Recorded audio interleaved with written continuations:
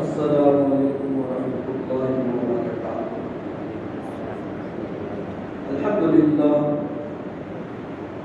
رب العالمین والعاقبۃ للمتقین والصلاة والسلام علی سید الانبیاء والمرسلین وعلى آلہ الطیبین الطاہرین وأصحابه الهادين المهديين، أما بعد، أعوذ بالله من الشيطان الرجيم، بسم الله الرحمن الرحيم.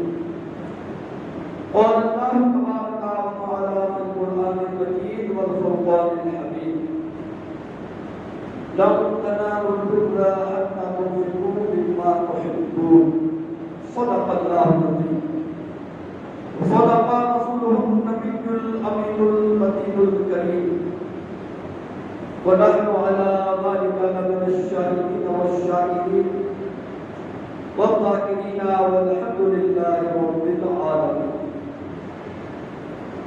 قابل قدر بزرگوں، عزیز بچوں، خطبہ مسئلہ کے بعد میں نے قرآن کریم کی ایک مشہور و معروف آیت مبارکہ عنوان سخن بنایا ہے، تو آئیے اس آیت مبارکہ سے متعلق کچھ کہنے اور سننے سے پہلے ہمارا مل کر آقا نامدار، مدینے کے تاجدار، دو جہاں کے سردار، غربت خطرہ میں آرام فرمانے والے آقا و مولا جناب احمد مجتبی محمد مصطفیٰ رسول اللہ صلی اللہ علیہ وسلم کی بارگاہ میں ہدیہ درود پاک پیش کریں۔ اللہم صلی علی سیدنا نبینا شفیعنا مولانا محمد وعلی آلہ وصحبہ وسلم، صلو علیہ صلاۃ و سلام علیک یا رسول اللہ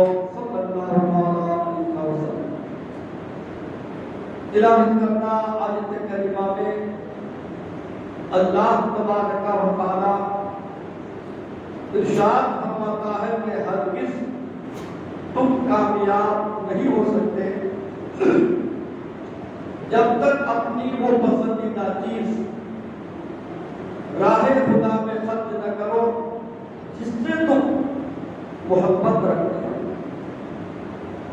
تو آیت مبارکہ کے ذریعے رب تبارک و تعالی ہمیں یہ پیغام دے رہا ہے کہ اللہ تبارک و تعالیٰ نے سب کچھ تمہیں عطا فرمایا ہے، جو کچھ بھی تمہارے پاس ہے یہ سب تمہارے رب کا دیا ہوا ہے، تمہارا ذاتی طور پر کچھ نہیں ہے، یہ عطائے الہی ہے جو تمہیں عطا کیا گیا ہے۔ مال دولت، آل اولاد، جاہ و حشمت، عزت و عظمت، سب کچھ اللہ تبارک و تعالیٰ کا عطا کرتا ہے۔ بندے کا ذاتی طور پر اس میں کوئی چیز نہیں۔ آپ دنیا کا جائزہ لیجیے کہ آپ کو ایسے ایسے لوگ ملیں گے جن کے پاس اتنی دولت ہے کہ انہیں خود نہیں معلوم کہ میرے پاس دولت کتنی ہے۔ پھر ایسے ایسے لوگ آپ کو ملیں گے جو ایک ایک وقت کی روٹی کو ترس رہے ہیں، اور جسمانی طور پر آپ غور کریں، ایسے لوگ ہم اور آپ ہیں، سر سے پاؤں تک سارا اعضائے جسمانی صحیح اور سلامت ہمارے پاس ہے۔ ایک ایسا بھی انسان ہے جس کو اللہ تعالیٰ نے سب کچھ تو دیا، بینائی سے محروم کر دیا۔ ایک ایسا بھی انسان ہے جس کو اللہ نے سب کچھ تو دیا، قوت گویائی سے محروم کر دیا۔ ایک ایسا انسان ہے سب کچھ تو دیا، ایک ہاتھ سے معذور کر دیا۔ ایسا انسان بھی ہے سب کچھ تو ہے، ایک پاؤں سے معذور۔ ایسے ایسے لوگ ہم اور آپ جسمانی اعتبار سے ہو یا مالی اعتبار سے ہو دنیا میں ہم اور آپ نظارہ کر رہے ہیں۔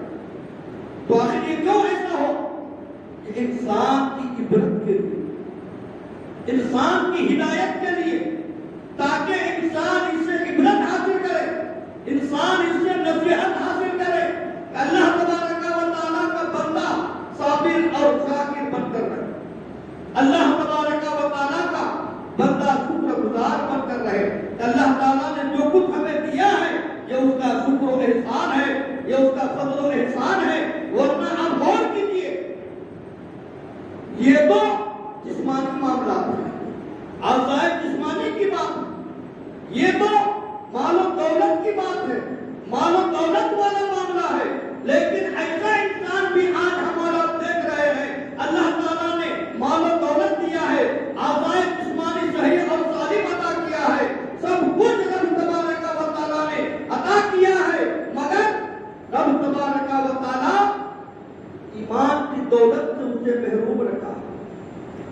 دولت ایمان کے وہ محروم ہے، بادشاہت ہے، حکومت ہے، مال و دولت ہے، آل اولاد ہے، تمام اعضاء جسمانی صحیح سلامت ہے، لیکن اللہ تبارک و تعالیٰ نے ایمان کی دولت سے اسے محروم کر دیا۔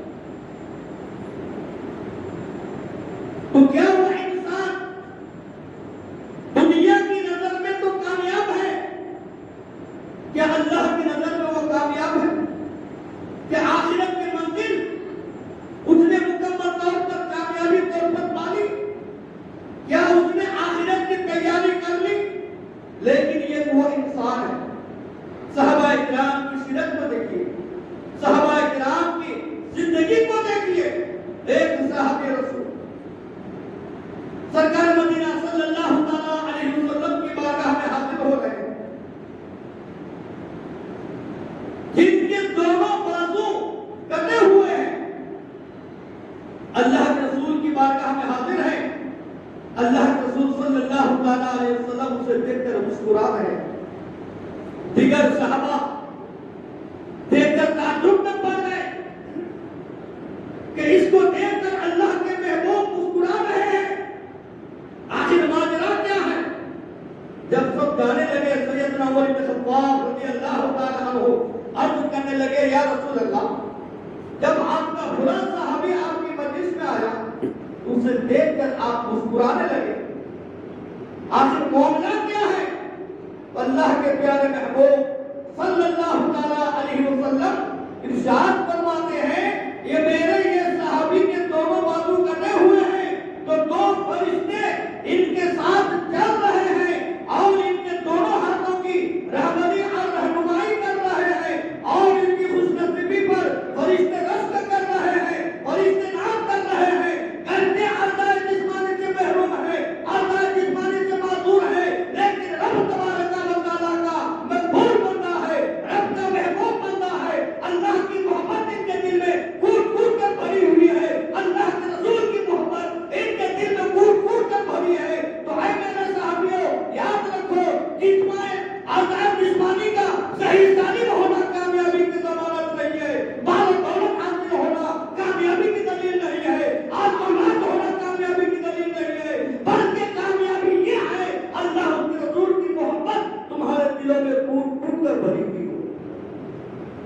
اللہ کے رسول کی محبت اگر ہمارے دل میں ہے تو ہم دنیا میں بھی کامیاب ہیں اور ہم آخرت میں بھی کامیاب ہیں۔ لیکن اب تبارک و تعالیٰ نے یہی ہماری آزمائش کے لیے، ہمارے امتحان کے لیے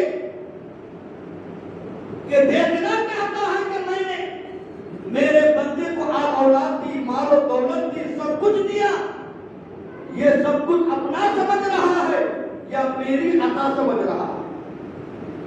یہ آزمانے کے لیے رب تبارک و تعالیٰ نے ہماری دولت میں غریبوں کا بھی حصہ رکھا، محتاجوں کا بھی حصہ رکھا، فقیروں کا بھی حصہ رکھا، مسکینوں کا بھی حصہ رکھا، یتیموں کا بھی حصہ رکھا، اور رب تبارک و تعالیٰ نے واضح طور پر فرما دیا، لن تنالوا البر حتى تنفقوا مما تحبون۔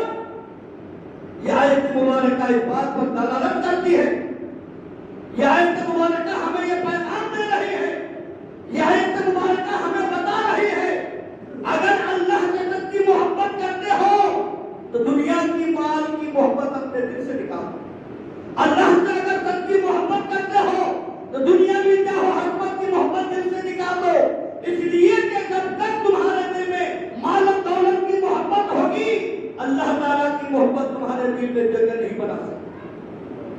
اللہ تعالیٰ کی محبت تمہارے دل میں جگہ نہیں پا سکتی.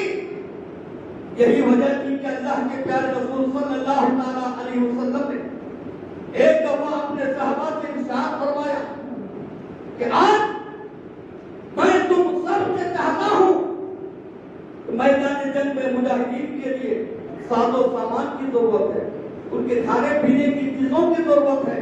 تم لوگوں سے جتنا بند پڑے لا کر پیش کرو. اس زمانے میں سیدنا عمر فاروق اعظم رضی اللہ تعالی عنہ کے پاس مال و دولت کا کچھ حصہ تھا. آپ اپنے گھر گئے اور جا کر اپنی دولت کو 2 حصوں میں تقسیم کی. 2 حصوں میں تقسیم کیے. ایک حصہ اپنے اہل و عیال کے لیے چھوڑ دیے اور ایک حصہ بارگاہ مصطفیٰ جان رحمت میں پیش کر دیا. اور دیگر صحابہ جن سے جو بن پڑا سب کے سب اپنی اپنی حیثیت کے مطابق اللہ کے محبوب کی بارگاہ میں پیش کر دیا. سیدنا صدیق اکبر رضی اللہ تعالی عنہ بھی اپنے گھر گئے. جا کر جتنا مال و دولت گھر میں پڑا ہوا تھا سب کے سب جمع کر دیا. یہاں تک کہ جسم کا لباس بھی نکال دیا اور ایک پرانا پیبند لگا ہوا لباس آپ نے زیب تن فرمایا. اور جب آپ نے اس جبے کو پہنا, اس کرتے کو پہنا, تو دیکھتے ہیں کہ اس کے جو بٹن لگے ہوئے ہیں بٹن اچھے ہیں, صحیح سلامت ہے. تو آپ نے اپنے کرتے کے بٹن کو بھی نکال دیا, نکال کر سامان میں ڈال دیا اور بٹن کی جگہ ببول کے کانٹے آپ نے لگا دیے اور تمام ساز و سامان مال و دولت لے کر بارگاہ مصطفیٰ جان رحمت میں حاضر ہو گئے. اللہ کے رسول صلی اللہ تعالی علیہ وسلم کی بارگاہ میں سیدنا صدیق اکبر حاضر ہونے سے پہلے اللہ تعالیٰ نے حکم دیا کہ جبرائیل آج میرے محبوب کی یار غار کیا لباس پہنا ہے ذرا دیکھو. اس نے پیبند لگا ہوا پیراہن پہنا ہے اور بٹن کی جگہ ببول کے کانٹے لگا لیے ہیں. آج تم بھی اسی طریقے کا لباس پہنو. سارے فرشتوں کو حکم دے دو کہ سارے فرشتہ صدیق اکبر جیسا لباس پر اور جا کر ابو بکر کے میرے محبوب کی بارگاہ میں پہنچنے سے پہلے تم پہنچ جاؤ. جبرائیل امین پرانا پیبند لگا ہوا پیراہن پہن کر بٹن کی جگہ ببول کے کانٹے لگا کر بارگاہ مصطفیٰ جان رحمت میں حاضر ہوئے. سلام کا نذرانہ پیش کرتے ہیں.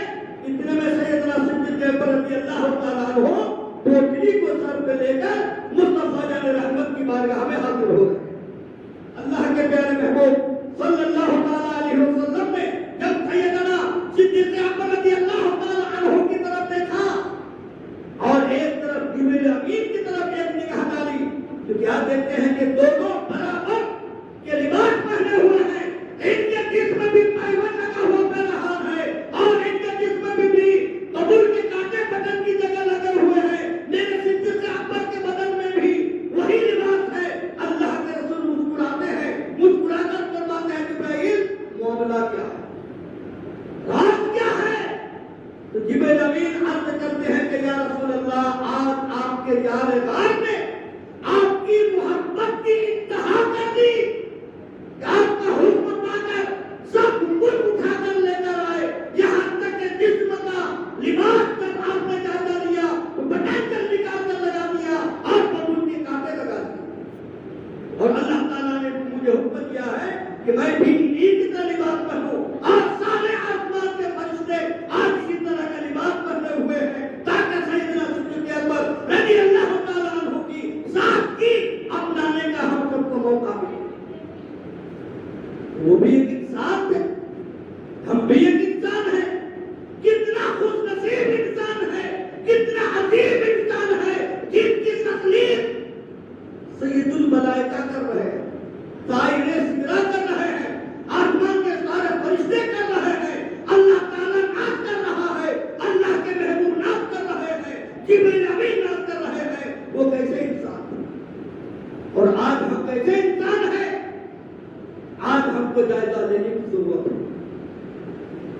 ان کے دل میں یہ بات صلاحیت کر چکی تھی کہ میرے پاس جو کچھ بھی ہے میرے رب کا دیا ہوا، میرا کچھ نہیں ہے، جتنا ہو سکے میں میرے رب کی راہ میں خرچ کرتا جاؤں تاکہ مجھے اس کا بہتر سے بہتر اجر اللہ تعالیٰ کی بارگاہ میں دے.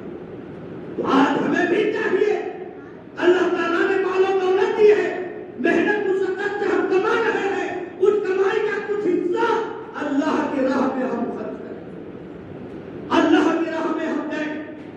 اور اس کا بہترین مطلب کیا ہے؟ مسجد کی تعمیر و توسیع میں حصہ لینا، دینی مدرسے کے تعمیر و توسیع میں حصہ لینا، غریبوں محتاجوں کی مدد کرنا، یتیم لڑکیوں کی شادی بیاہ میں پیسے لگانا، کسی غریب بچے کو اپنا ذاتی خرچ سے حافظ قرآن یا عالم دین بنا دیا. بہترین مصرف ہمارے پیسوں کا یہ. آج ہم اور آپ دیکھ رہے ہیں، ہم اور آپ سمجھ رہے ہیں کہ آج ہمارا معاشرہ کس قدر معاشی اعتبار سے پریشان ہے. آج ہمارا معاشرہ کس قدر معاشی طور پر کمزور ہے. آج ہماری مسجدیں ہمارے تعاون کے محتاج ہیں، ہمارے مدرسے ہمارے تعاون کے محتاج ہیں، غریب و محتاج ہمارے تعاون کے محتاج ہیں. تو ہم اپنی محنت مشقت کی کمائی کا حصہ ان لوگوں تک بھی پہنچائیں، اور اسی میں ہماری کامیابی ہے، اسی میں ہم سب کی کامیابی ہے. ورنہ مال و دولت فرعون بھی وقت کا بادشاہ تھا، حمان بھی وقت کا بادشاہ تھا، صداد بھی وقت کا بادشاہ تھا، قارون بھی وقت کا بادشاہ تھا. یہ سب کے سب وقت کے مالدار تھے، وقت کے سرمایہ دار تھے، وقت کے بادشاہ تھے. لیکن قارون کے متعلق مشہور ہے کہ قارون ہلاک شد چہرے خانہ گنج داس، کہ قارون تو ہلاک ہو گیا مگر 40 گھر قارانے سے متعلق مشہور ہے کہ قارون ہلاک شد چہرے خانہ گنج داس، کہ قارون تو ہلاک ہو گیا مگر 40 گھر خزانے سے بھرا ہوا رکھتا تھا جو چھوڑ کر مر گیا. 40 گھر خزانے سے ان کے بھرے ہوئے تھے. تو جب وہ مرنے لگا تو اپنے خاص حواریوں سے اس نے کیا وصیت کی تھی کہ جب میں مر جاؤں تو میرے دونوں ہاتھ میرے کفن سے باہر نکال کر مجھے باندھ دینا، تاکہ دنیا سمجھے کہ قارون خالی ہاتھ آیا تھا اور خالی ہاتھ جا رہا. جو کچھ دنیا میں حاصل کیا دنیا ہی میں چھوڑ کر جا رہا. آج ہمیں اپنے اسلاف کے طریقے کار پر عمل کرنے کی ضرورت